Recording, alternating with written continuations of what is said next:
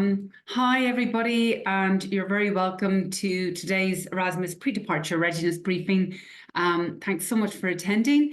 My name is Kim O'Flynn-Kelly. I'm the Erasmus executive based in the international office, and I'm presenting with my colleague Jody Blumenfeld today. And we will go through this presentation and have some Q&As afterwards. So please feel free either to ask your questions at the end, or you can write questions. There is a Q&A facility in this webinar, so you can type in any questions you have as we're speaking. So just to let you know as well that this session's been recorded. So if you want to follow up with reviewing it or any further information or to see it again, it'll be on our website and we can email the slides to you if necessary. Okay. So today's presentation is going to involve information on the University Erasmus office, so contact information. We'll go through the important Erasmus documentation that you will need for the application and grant process. We'll talk you through how to complete and submit the Erasmus grant application form. We will discuss and give you information on the Erasmus grant agreement and rates. We'll talk you through the academic preparation. So basically that's your learning agreement. Give you some information on OLS, which is online linguistic support. Talk you through insurance and visas. We'll cover emotional readiness, and then we'll have our Q&A. So as I mentioned, my name is Kim O'Flynn-Kelly.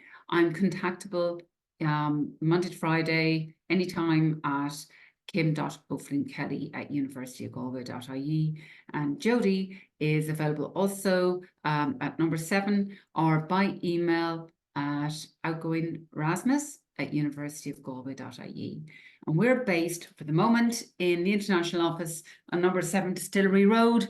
And when you come back in September, we'll have moved to the old AIB location at the entrance to Distillery Road. So not far from where we are currently, but always, as I say, contactable by email. And if you want to drop in person at any time, we'd love to see you. So just to give you a bit of information on Erasmus. So Erasmus, past and present. So Erasmus, I'm not sure if many of you know, it's the European Community Action Scheme for the mobility of university students.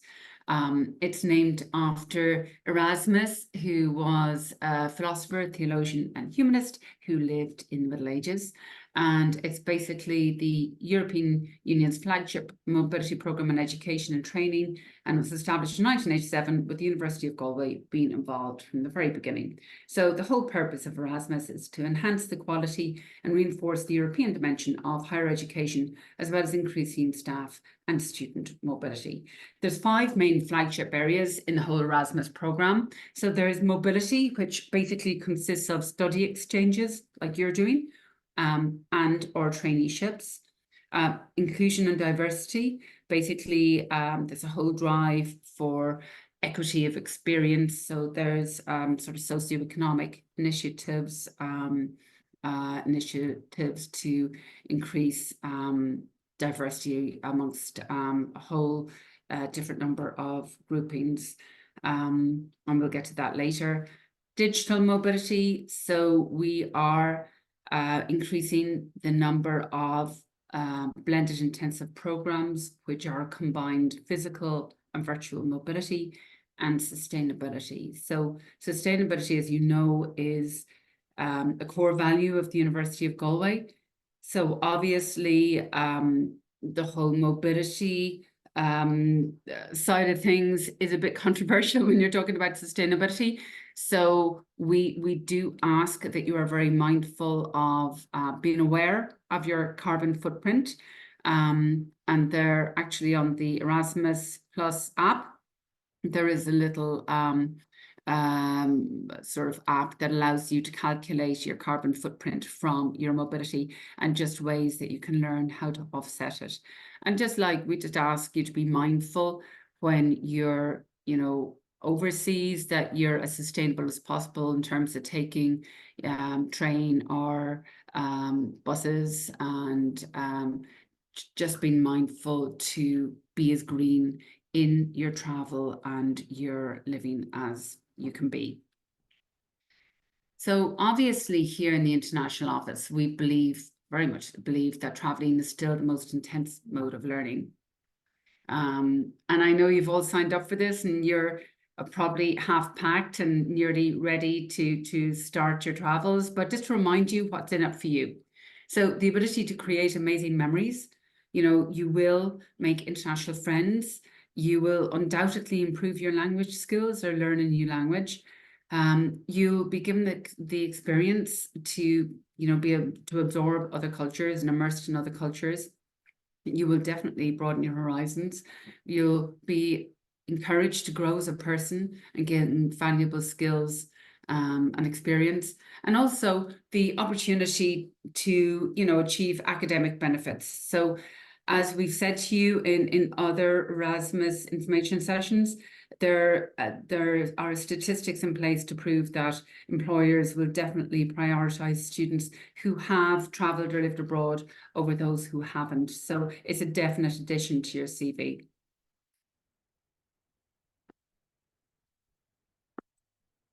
The key documentation that we're going to cover today is we'll go through it here, but everything, the whole process is very clearly outlined in the Erasmus Outgoing Handbook 24-25. So that's sort of the A to C of the whole process. And that's available on the University of Galway website. So when we say University of Galway website, obviously it's the University of Galway /Erasmus website.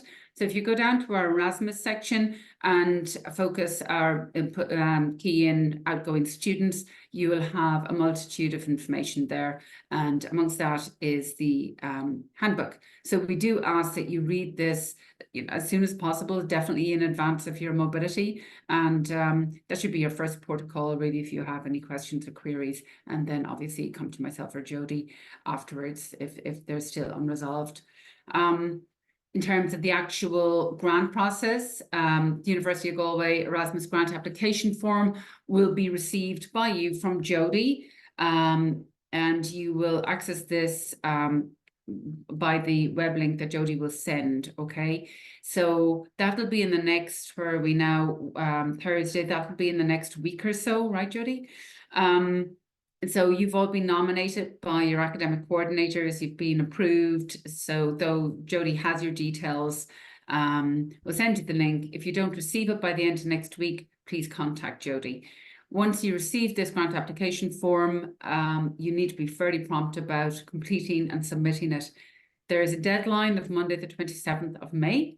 And I'm going to refer to this a number of times in this presentation because it really is a deadline. We're obligated by the EU to basically not waver from our deadline. So unfortunately, Tuesday, May the 27th is going to be too late. So just be aware, you're going to get a link to your grant application form and you need to complete and submit it promptly. Once you submit your application form, and it is in order, we'll come to that again later, how to complete it, Jody will issue you a grant agreement. So this is basically a contract that we will discuss, and it is a document between you and the university to state what you are going to receive in terms of finances, what the terms and conditions are, and so on. So you will receive that a couple of weeks after your application form has been processed. Payment, will come to payment later. Payment of the grant will be in your first couple of weeks, first approximately 4 to 5 weeks of your mobility, and you are obligated to complete and return the grant acknowledgement form once you receive your first grant payment. The other 2 pieces of documentation that are essential are your certificate of arrival and your certificate of departure. So obviously your certificate of arrival will be completed upon arrival, your first day in situ at your host university, and it'll be stamped by the international office there. And this needs to be sent back to Jody to authorize your first payment. And likewise, your certificate of departure will be stamped by your host university on the last day of your exams. And again, must be returned to Jody to authorise your final payment. Again, we'll come to that later. So when completing all documentation, please remember the information that you provide will be used to create our database and mailing list. So please write carefully and accurately, just so we can get whatever essential information you need to you, and likewise receive your information back to us. Without sounding like a school teacher, please pay attention to spellings and numbers. This is really key when talking about bank details, and just punctuate where necessary, just to ensure that we're not going back and forth, just requesting small little details that would just hold everything up. Okay, so the grant application form, as I said, is going to be the first piece of documentation that you're sent. So how do you complete this? So it's really very straightforward. There's approximately 30 questions. You're required to use your name that appears in your passport. One first name is usually sufficient unless you use two. Do you use your Irish or your English name? Well, really common sense here, use one which is more you use most of the time, and be consistent across all paperwork. For your home address, please use a permanent address, not your term time address, because that goes without saying, obviously we'll need to communicate with you throughout the mobility period. Select dates on the grant application form using the calendar provided. Gather critical information before you start, such as your bank account details and sort code to receive your grant. And if you are unsure about the dates of your mobility, it has to be presented in day, month, year format. Consult your host university website if necessary. So once you have the application form completed, how do you submit it? So you submit via your University of Galway 365 account.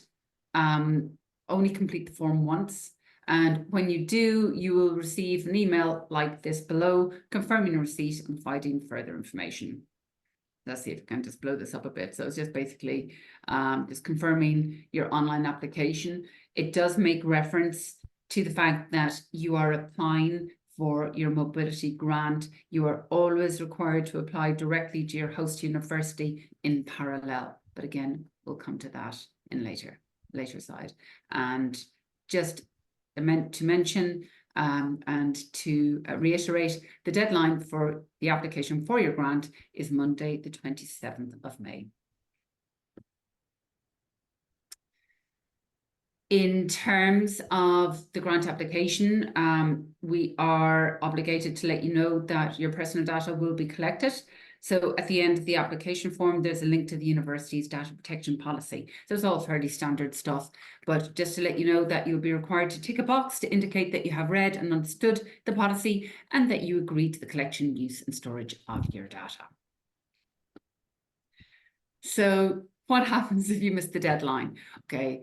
If you miss the deadline, as I said, you just can't be considered for an Erasmus grant. So you can still be approved to study abroad at your chosen host institution, but you will be a zero grant student. So you will not receive any Erasmus funding. And no matter what the circumstances are, we're sorry, our hands are tied. We cannot consider late applications. So your Erasmus grant agreement. So once you've applied and you've been approved, as I said, you will receive your Erasmus grant agreement from Jody. So this is basically a financial contract between yourself, the university, and the EU. You insert your bank details on page 1, your insurance details on page 3, sign, date, and return it to outgoing Erasmus at universityofgalway.ie. And we ask that once you have been issued your grant agreement, you do that as promptly as possible in order to allow us to process your payment as quickly as possible once you've started your mobility. So just to draw attention to the fact that we can't begin to process your first grant payment until we receive your certificate of arrival. So everything really hangs on that. So the sooner you get your certificate of arrival to us, we can start processing your payment.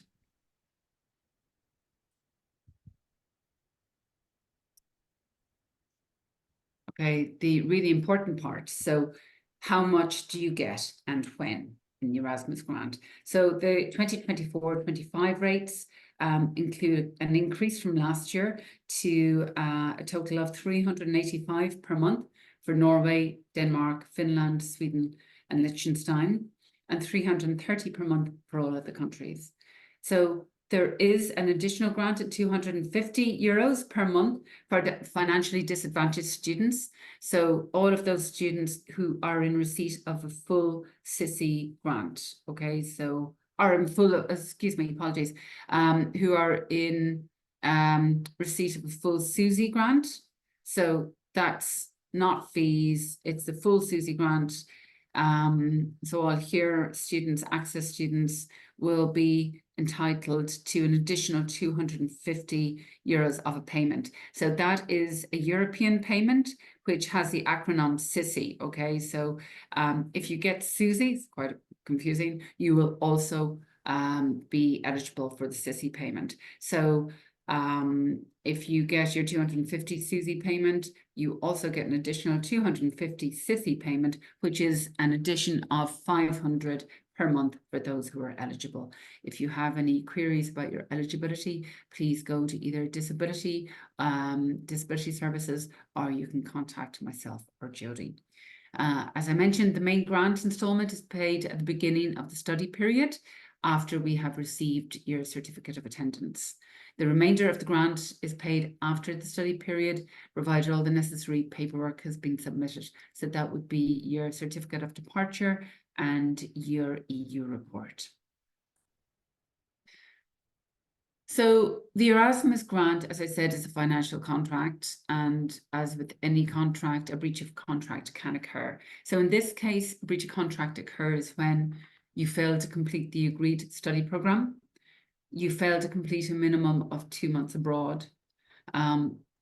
If you return home without completing the agreed study period, but have completed 2 months, you will be asked to return a proportion of the grant. But it's really important to note that if you return home without completing your international year, this has implications and ramifications for your final degree and your fees at University of Galway. So basically, you may be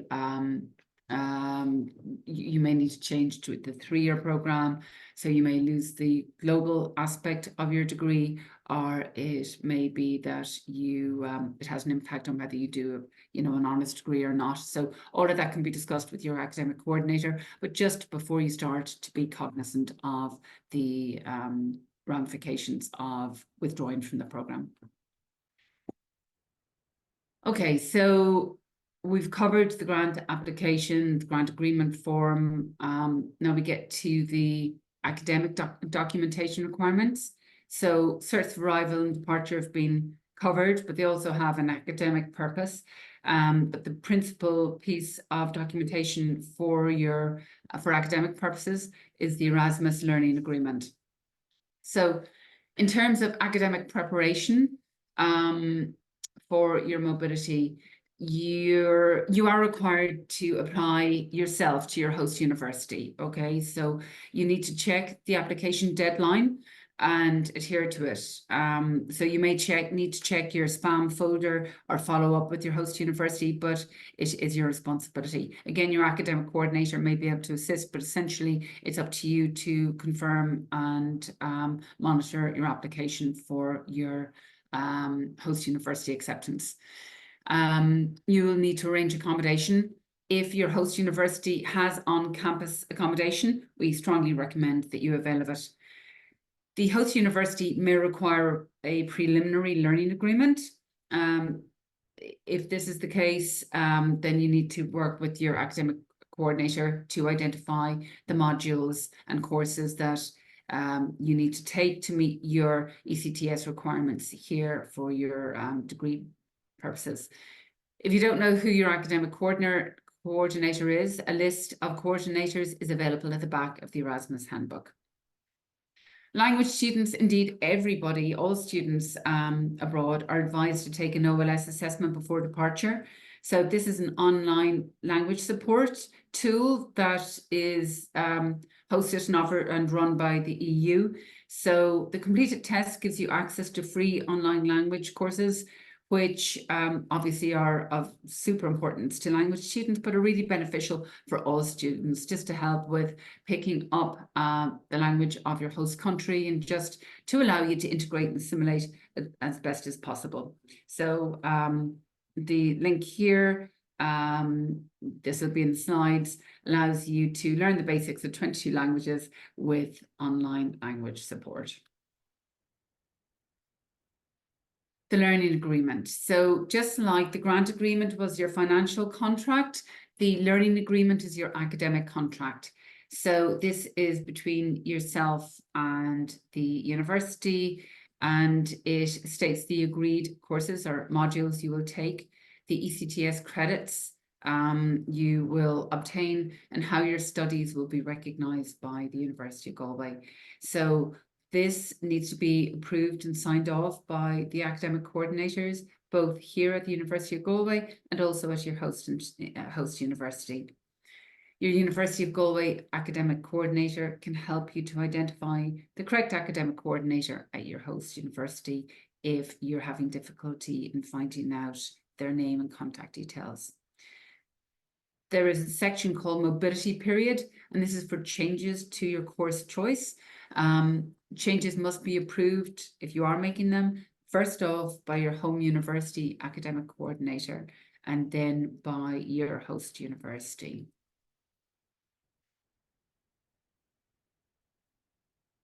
So here we see the learning agreement in its original format. We do ask that you use the online learning agreement if possible. That is really if your host, if it's supported by your host university, and it is available here, www.learning-agreement.eu. Before completing it, like we say with any of this process, please refer to the Erasmus Outgoing Handbook, especially pages 14 to 15, has very clear and detailed instructions about how to complete the learning agreement. If you have queries, your academic coordinator should be your first port of call, but as per any query that you may have, Jody or myself will be here to assist if necessary. And again, for this and the whole process, or even to see where this fits in relation to the overall academic mobility process, you can refer to the handbook again on the University of Galway Erasmus Outgoing Students website. So insurance. Insurance is a mandatory part of the programme.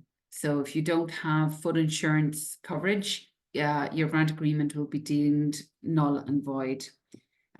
So you are responsible for private travel insurance in order to proceed with your Erasmus mobility. If you have an existing health policy or if you're covered by your parents, you will need to check to see what's covered. You need to check for personal liability, medical expense coverage, repatriation costs, lost or stolen possessions, and disruption to travel plan coverage. So the details of the required and minimum amount of coverage are available on the University of Galway website under Erasmus programme /outgoing students /health insurance. So it's non-negotiable. We don't ask for proof of your insurance details, but you're asked to tick a box to say that you have adequate insurance as per university guidelines. And yeah, as I say, the whole grant agreement is deemed invalid if this is proven to be untrue. EHIC, that's a European Health Insurance Card. If you are eligible, and most of you should be, you are obligated to have an EHIC card. To see whether you're eligible, please go to www.ehic for details. So will you need a visa for your study visit? So if you're not an EU citizen, you may need a visa for studies in your destination country. Again, this is your responsibility to look online do a Google search or to check with your destination country's embassy in Ireland. And if any of you are British citizens who only hold a British passport, then this also applies to you. So be prepared. We want you, we really obviously are keen for this to be a very positive experience and for you to enjoy this and get as much out of it as possible on every level, academic, socially, culturally. So, you know, in order to do that, you need to research, you know, your destination, your university. So have a look at your host university website, the tourism websites for the city or country that you're going to. You can access reports from our former students, and you can always buy our available online travel guidebook. We recommend that you download the Erasmus Plus app. So this is really actually useful. It's got information and blogs from other Erasmus students from all around Europe going through the Erasmus journey. The website justlanded.com has some useful and very helpful and apt information, particularly onto the culture section. And finally, the Department of Foreign Affairs website will have information on local laws, safety, and requirements relating to your particular destination. So we ask that you log on to the Department of Foreign Affairs website, register your destination location, and just note the contact details of the nearest Irish embassy or consulate in your area. So some items for your to-do list. Arrange your EHIC card where eligible and travel insurance. Make sure your passport is valid for at least 6 months after your final return trip. And that's something that can escape a lot of us. Set up online banking if you haven't done so. Obviously, a lot of us now use Revolut, but whatever is easiest for you, Revolut is also accepted by us. Consider getting an ISIC, so that's an International Student Identification Card. I would add to this, consider registering with ESN, the ESN network, either here or in your host university. Research accommodation in your destination city or town and join our Facebook group. So that'll be the University of Galway Outgoing Erasmus 2024-25. I know a lot of you don't use Facebook anymore, but it's still really handy to have just for group updates or anything that's been communicated to you as a group by Jody, or if you just need to contact each other, it's just very handy. Okay, so what we'll send you? We will send you a letter of nomination from the University of Galway confirming your Erasmus student status, your grant agreement, post receipt of grant application form, a copy of the Erasmus Student Charter. So this really just outlines the what the Erasmus Charter stands for and what they hope you will participate in and benefit from in the process. An Erasmus timeline and a safety advice sheet. Students with disabilities. So there are additional funds available to support those with disability or exceptional special needs. Okay, so if you contact us here in the international office, we will liaise with the HEA, the Higher Education Authority. So this would be, you know, if you need a guide dog, if you are disabled and need somebody to assist with your wheelchair, if you have sight problems. So for, as we say, exceptional circumstances, please let myself or Jody know, and we will request additional funding from the HEA. This is really important. Students who are registered with the Disability Service should inform their disability officer that they're going to study abroad, okay? You're not obligated to do this, but we strongly recommend that you do that. It makes no difference to your application. It makes no difference to any part of the process other than your disability officer will work with you and your host university to ensure that you are looked after and any extra requirements that are necessary are facilitated. So knowledge is everything. So please don't hold back on letting people know and just asking for advice and support where necessary. So this is for traineeships, not really relevant to you. It's if you are working as part of a traineeship, just let your host organization know about your disability and your support requirements. But similarly, it's up to you to let your host university know about your disability and your support requirements. So again, GDPR, we cannot inform another university without your consent. So in order to avail of any exam accommodations or any other type of supports, you will need to communicate their disability office. So please do so. Now, I know a lot of you have had a fairly detailed briefing on culture shock from your relevant schools and colleges, but just to recap, homesickness and culture shock is basically the impact of moving from a familiar culture to one which is unfamiliar. And it can be, even though we're all very well traveled, culture shock can be experienced by anyone really at any time, right? People who have who are well accustomed to traveling or living abroad can get it. And it passes and it is manageable, but it just can be upsetting. It just can be slightly difficult. So some ways to manage are you can always reach out to our either your placement officers or your study abroad officers. We have counsellors available online. You can phone the university counsellors.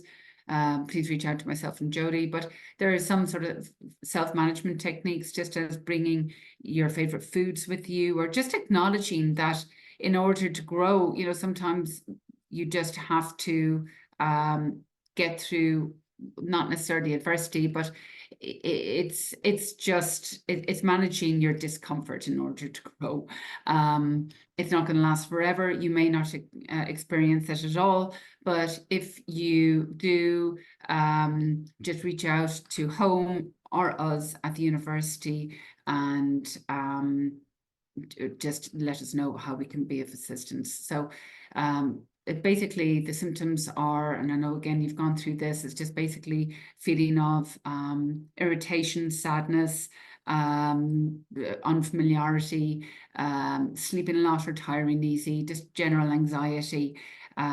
So if we do normally say if it hasn't gotten better in sort of 6 to 7 weeks, then please let us know or reach out to our university counsellors. In terms of conduct, again, you are an ambassador for your country and for your university. So just to have a quick look at the code of conduct that's available in the University of Galway website.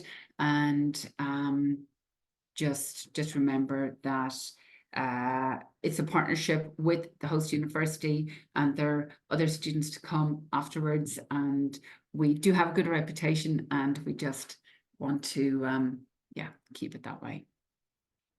So key personal challenges faced by students. So the feedback that we got from last year's students, the main challenges that they found were adjusting to living alone. This can be a big one, especially for students who currently commute from home or live at home while attending university. Having to adapt to certain foods makes me laugh because not having to adapt, it is having the opportunity to try new foods, but I guess it's how you look at it. Another challenge was adapting to the expenses of living abroad. So living expenses can be high if a budget isn't placed. So that's, as I say, 3 top challenges identified by last year's students. Their advice from returning students were budget. I think that's can't be said often enough. Food, all of them said yes. Try as much new food and new experiences as possible. Explore and enjoy. So I'm going to, let me just see, we have some testimonials put together from last year's students that we have just completed. And this is, let me just see how, 1 minute, how I'm going to play this. Okay. Let's see. If this doesn't work, we literally just got this in. And if it doesn't work, we will send these testimonials out because they're just really nice to see. Okay, from current slide. Let's just see if I can do this. And okay.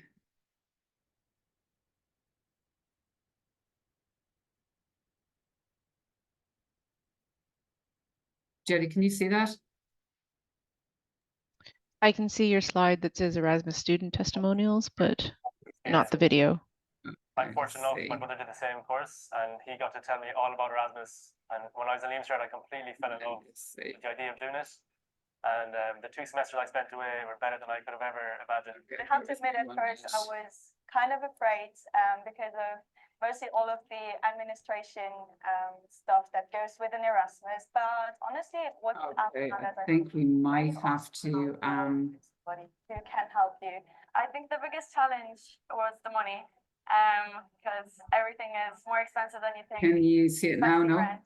But, No, but I Okay. can email the link out to everybody.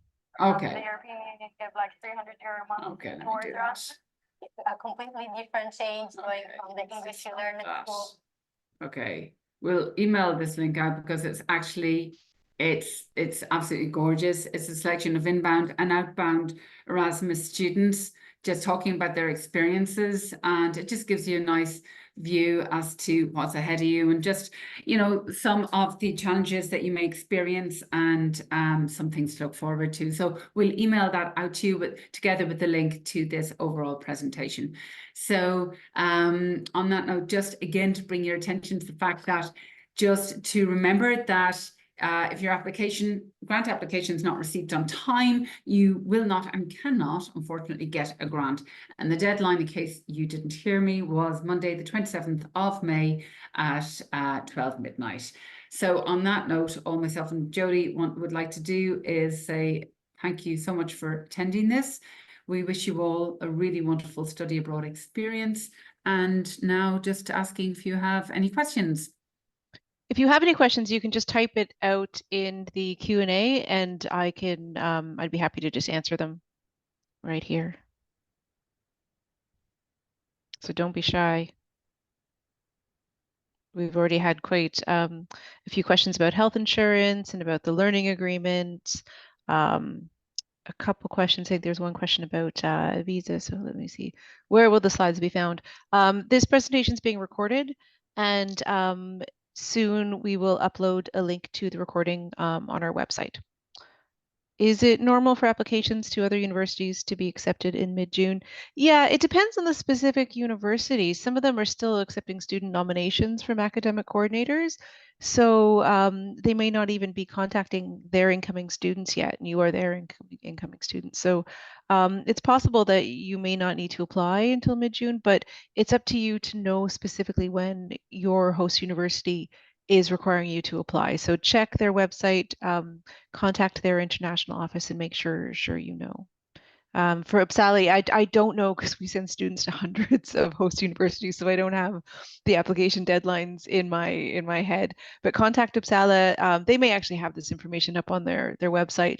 Look at their international office website and see if you can find it. If not, send them an email. And if you don't know the email, contact me and I can send you an email address you can use to get that information. If I haven't received anything from the host university, would it be appropriate to reach out? Oh, definitely. Yeah, don't be shy about contacting your host university. They have email addresses for students to use to send in questions. A lot of them have pretty detailed websites where you can find a lot of information about how to actually go through the application process. So do not be shy. Contact your host university. It's not something to be worried about. If I qualify for SUSI, will I get the SUSI grant, extra SISI? It depends. So it depends on what kind of rate you're getting SUSI at, and we will get confirmation from the fees office about which students are getting SUSI and at what rate, and so who is eligible for SISI. And if you are eligible for the SISI supplement, that will be added on to your Erasmus grant. Normally in the second payment, right, Jody?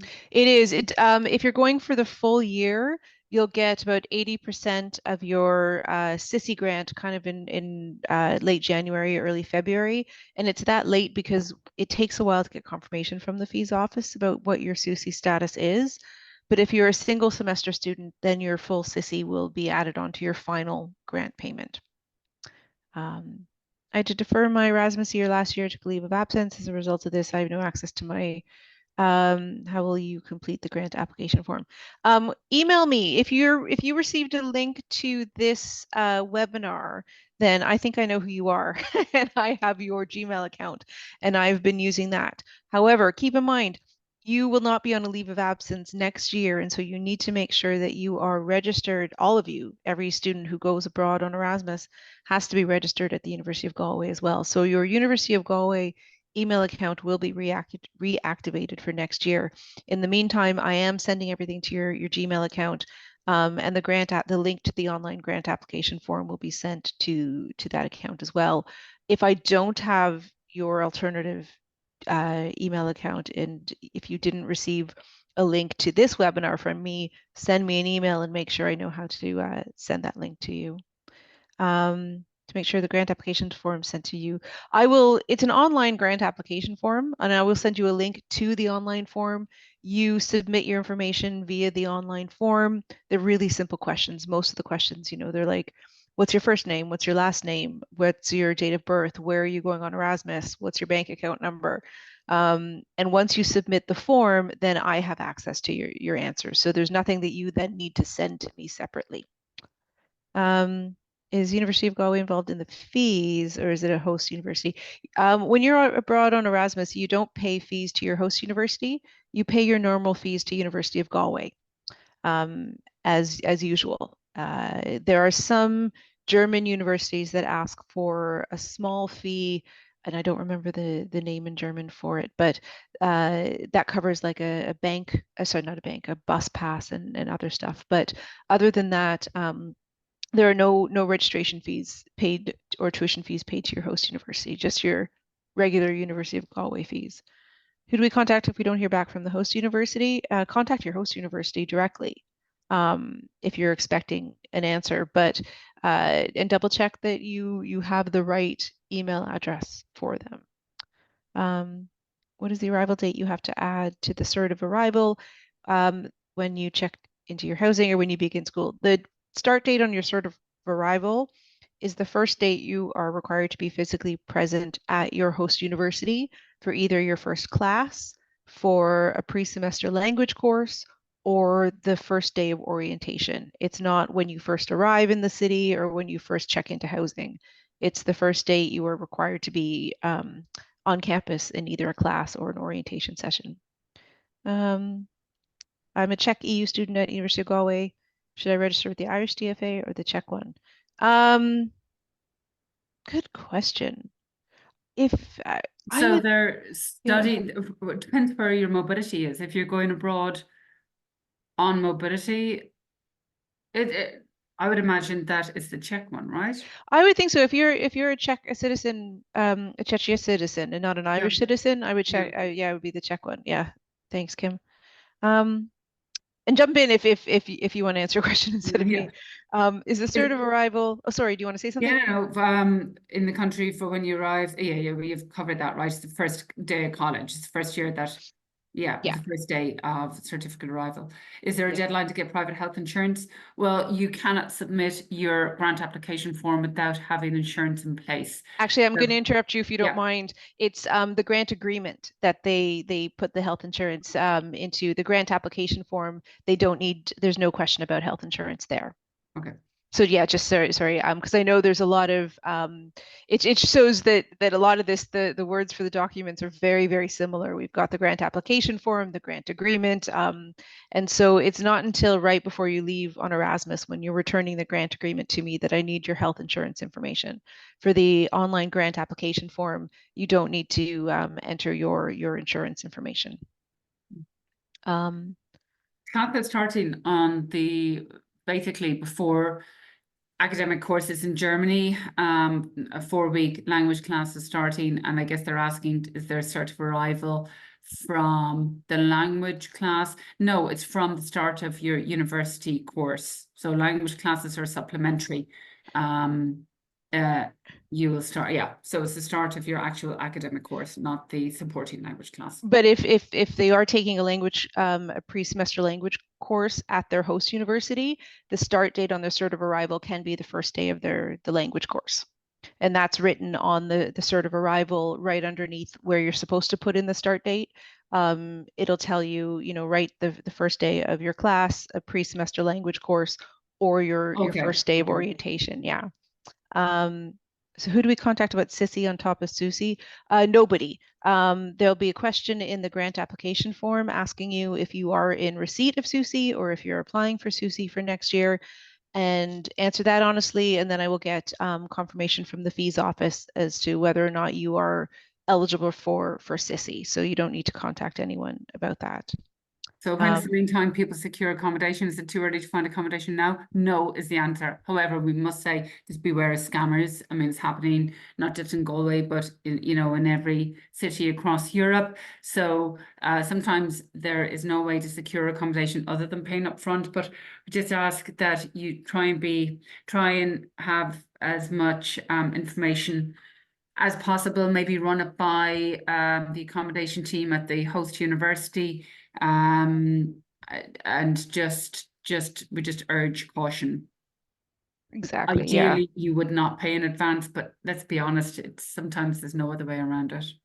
Yeah. Just be very, very. If something sounds too good to be true, Yes. it probably is. Exactly. It might even, this sounds a little bit out there, but it might be worth even getting a very cheap Ryanair flight over to in advance of payment, just to check out the accommodation and just to see it before you hand over like 3 months or 4 months rent. Especially if it's not campus accommodation. Yeah. Definitely. Yeah. Regarding the ESN card, I think that can be applied for via the Erasmus Society on campus. University of Galway has a wonderful Erasmus Student Society. And if you want to give me an email, I can shoot me an email. I can give you contact information for them. Do we keep our undergrad or UG email address, your University of Galway email? Yeah, you do. You do. This is super important. It's your University of Galway email address that we will contact you via, and so that needs to be valid. Sorry, Kim, you want to answer that one? Or no, was that a click? Yeah. Oh, okay. Yeah, no, you're because you need to be registered at University of Galway while you're abroad. You need to keep your access to your University of Galway email address. Some travel insurance and specific travel insurance recommended by the Erasmus University of Galway? No, basically we're not allowed to make any suggestions, but we just provide the minimum requirements, and then you're free to make your own selection. Yeah, have a look at our health insurance website, because there's a list of companies there. We don't recommend any of them. We can't personally recommend any, but it's a list of companies that students have used in the past. And it tells you what you need to be covered for while you're away. Do universities often decline an application for students studying on Erasmus? It's possible if you miss the deadline to apply. If you don't follow their application procedure, if you miss deadlines, if you don't answer their emails, they could very well say, sorry, window's closed, you didn't apply on time. But Oh. yeah, oh, sorry, Kim, you want to go Yeah, ahead? also if the student is studying language, or if the Erasmus mobility is through the language of the host institution as opposed to English, if the student is not shown to meet the minimum language requirement, that can be called into question. And then internally, but you're past that stage now. Sometimes the students apply and don't have a good grade average here at the university. Their academic coordinator can decide not to proceed, but that's not relevant to you at this juncture. Exactly. Okay. Czech EU student at University of Galway going on Erasmus from Ireland to Spain. Yeah, I would register at the with your own country, so they know that it's their citizen who is abroad. Do I apply as a student online on my host university website, or will they email me a link? Usually they contact you directly with their application procedure. If you haven't heard from them yet, you might want to just check their website and see what the specific application procedure is for your host university, just so you know in advance. Do the host universities need to know the results from our exams, e.g. language exams? No, it's language support. But if you're talking about OLS, they don't need to know. That's really between you and the EU OLS tool. But again, you've passed the point whereby universities will check if it's a language course about your language level. But that would be the only concerns universities would have concerning language. If you're studying in their language, you may have had to demonstrate or have your academic coordinator vouch that you are of a certain standard. When I get my travel insurance, how to set the dates on the insurance if it's necessary. The private travel insurance that you are required to have in place for your Erasmus, and this is the University of Galway's policy, all students going abroad must have, first of all, a valid European health insurance card. If you're eligible, not everyone is eligible for that, but if you are, you need to have that.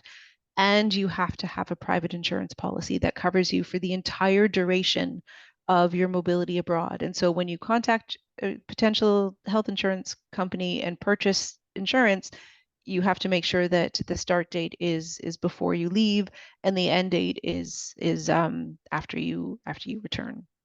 Let me see, scroll down. Do we need The 27th May is that's the deadline for the online application form for the Erasmus grant. You don't need your insurance, your private travel insurance in place for that, but you will need it in place before you go and before you sign send the me grant agreement? Exactly, the grant agreement, which is the legal document outlining the requirements around the grant. Thank you for answering my sissy on top of Susie question. However, if I'm going outside the EU, it was said that I'm not eligible for that grant, so I'll apply for the grant just so I can answer about If sorry, can I? If you're going outside the EU, then you're not on Erasmus. You're not going on Erasmus. If you want to send me an email just to kind of clarify your situation, that might be a good thing. It's just outgoing Erasmus at universityofgalway.ie. But yeah, no, we don't send students on Erasmus exchange outside of the EU. They just go to Erasmus partner institutions. What happens to the Erasmus grant for students going to 2 countries? Is still the same application process, or is there anything different?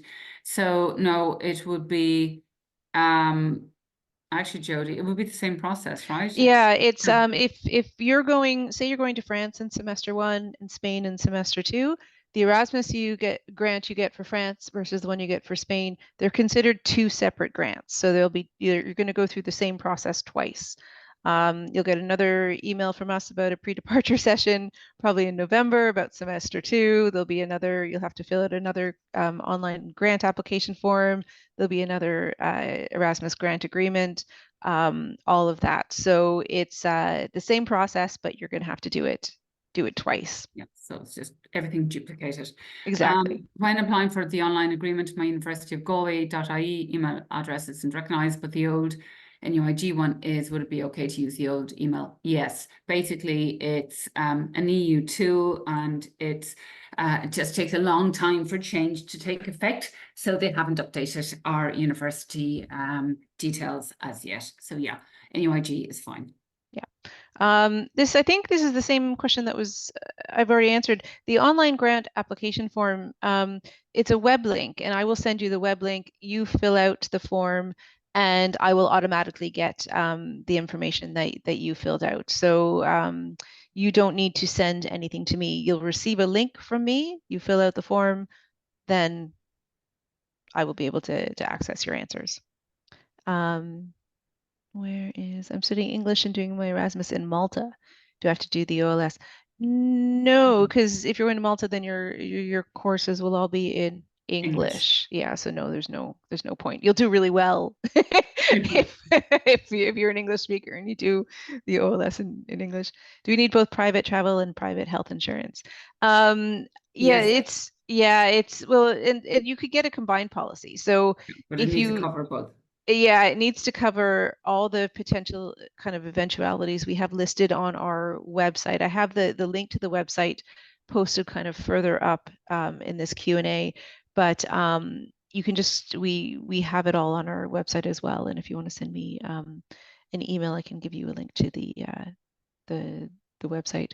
The grant agreement form, again, the grant agreement, remember, that's different from the grant application form. So the grant application form will be due on the 27th of May, and I will send you out a link to the grant application form. After you've submitted the grant application form, you'll get a few other documents from me in the weeks following after that deadline. You'll get an official nomination letter, and then I will send you a blank Erasmus grant agreement, and you will fill that out with your insurance information, you'll sign it, and you'll have to send that back to me before you leave on Erasmus. So there's no specific due date for the grant agreement, but I do need that before you leave. For language students, will the DSH or DAF exam take place at host university or online? If a student fails, does that mean that the student has to travel home? Basically, this should have been covered with your academic coordinator. If the proof of language ability, if you're studying languages or studying through the host university, the foreign language, basically, the exam will take place there. If a student fails, do they have to travel home? It's highly unlikely, but it's not impossible, to be quite honest. If they're required, and it's really in your best interest to do an exam here, you can work with your academic coordinator to suggest that you take the exam here and submit it in advance. So that you know that you have done your preparation and you're confident about your level. So I think, can you contact me separately about that, myself or Jody, and I'll talk through that with you in further detail. The people at my host university aren't responding to my emails, and I can't find their links to apply to them. I'm getting worried. Send me an email about this. It's possible that you've got the wrong email address. It's possible that it's just really still a bit too early in the application process. They could still just be accepting nominations from academic coordinators, and they haven't opened the online application process. They could also be busy with the students that are finishing up. So just send me an email, let me know who you are and where you're going and what email address you've been using, and we'll see if maybe you're just doing it a bit too early. We'll figure this out. Any steps of the application that needs to be done in person, or can all the stamp signatures be done online? If you're using the online learning agreement, then your academic coordinator can sign that digitally. If your host university isn't accepting the OLA, the online learning agreement, then it's possible that you might need to use kind of the Word document where you have to like type it out or write it out, and then you might need a physical signature. But most of the Erasmus documents, if not all of them, you could use digital signatures or insert photos of signatures. So that's what is the OLS? It's the online language support. The email name again, I'm just going to type in both Jody's email and my own here. I presume that's what you're wanting. Yeah, what is the email name again? If it's for us, it's just outgoing Erasmus at universityofgalway.ie. And that's on our website. It's on the signature of every email I send out as well. So the email you receive from me about this webinar would have my email address at the bottom of it as well. If it's of another email that you need, let me know. Should we be reaching out to our academic coordinators soon now? Yes. Sooner better than later. Yeah, definitely. You know, some of them may be busy with grading at the moment, but definitely sooner better than later. Do I have to complete the same documents for an internship in the EU, or do I need the other document? If you're doing the Erasmus traineeship mobility, then we will be having a pre-departure session in the next few weeks that will address all the documentation associated with that. So there are some slightly different documents. There's a traineeship certificate, there's a slightly different learning agreement. So short answer is yes, not hugely different, but slightly different. So we'll send you details of the pre-departure session. And if you don't hear anything, but you know, in the next 3 or 4 weeks, just email myself or Jody at Outgoing Erasmus. Yeah. Any other questions? If there are any other questions, honestly, just send me an email, outgoingerasmus@universityofgalway.ie. No question is too silly. Don't worry about it. Any question you have, just send me an email. How do we know whether to do the online learning agreement or the physical one? I would start with the online learning agreement. Most of our partner universities are accepting them. I think once you go through it early on in the process, there's a drop-down menu to select your host university. And if it's not there, then they're not accepting it. Then you have to do the physical one. Okay. Anything else?